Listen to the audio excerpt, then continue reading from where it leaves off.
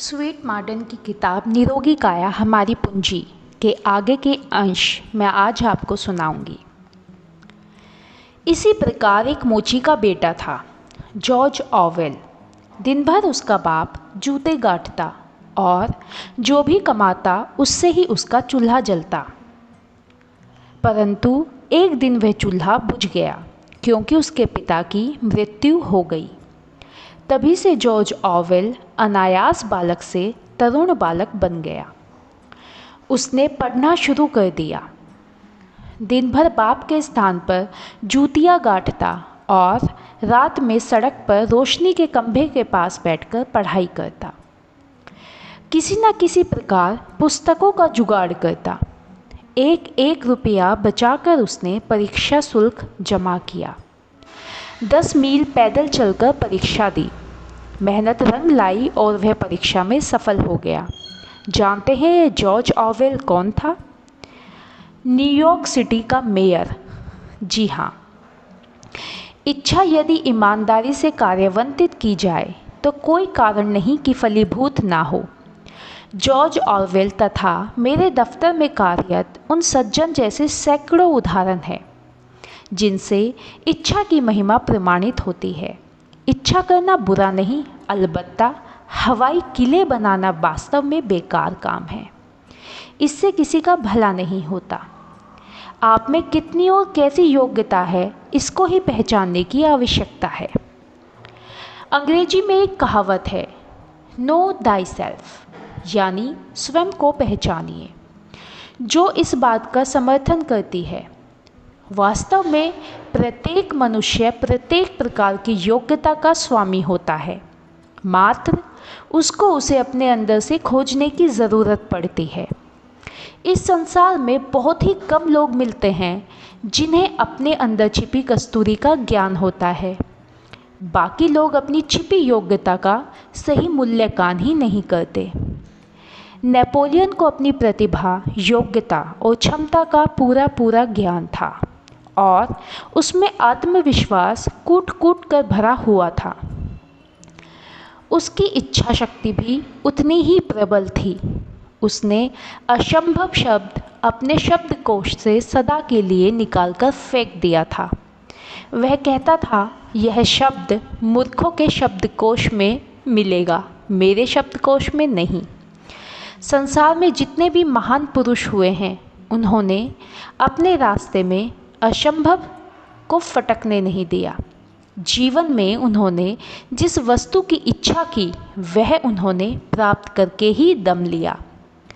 आत्मविश्वास के धनी उन कर्मवीरों ने प्रत्येक विरोध का डटकर मुकाबला किया, क्योंकि उन्हें विश्वास था कि सफलता मंजिल पर खड़ी उनकी प्रतीक्षा कर रही है।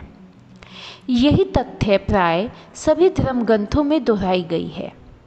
यदि मनुष्य का संकल्प मजबूत और अडिग है और काम करने में अपनी तल्लीनता निरंतर बनाए रखने की उसमें क्षमता है, तो फिर ईश्वर का हाथ उस पर हमेशा बना रहेगा। मुश्किल से मुश्किल काम वह बड़ी सरलता से संपन्न कर लेता है, चाहे ज्ञान का सर्वोच्च शिखर हो, चाहे उपलब्धियों का सर्वोत्तम कोश।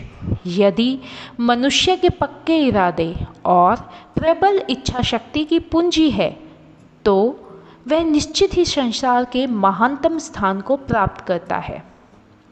चाहे वह कृष्ण हो, चाहे बुद्ध, चाहे ईशा हो, चाहे गांधी, इन सभी ने सही दिशा में काम किया और उसी दिशा में लगे रहे। अपने लक्ष्य को प्राप्त न करने तक उन्होंने एक क्षण भी आराम से नहीं भोगा। चींटी की तरह वे अपनी लक्ष्य प्राप्ति की ओर लगे रहे। याद है आपको, इंग्लैंड का प्रथम सम्राट विजेता विलियम ने एक मकड़ी से ही प्रेरणा ली थी और विजय प्राप्त की थी। अब आपको एक कहानी सुनाता हूँ। डॉक्टर जॉनसन ने पुस्तकें बेचने का धंधा किया। वह अपनी उस दुकान पर ठीक 9 बजे पहुंचते और 1 बजे वापस घर चले जाते। एक दिन एक व्यक्ति उनकी दुकान पर पहुंचा। उसने एक पुस्तक पसंद की और उसका मूल्य पूछा।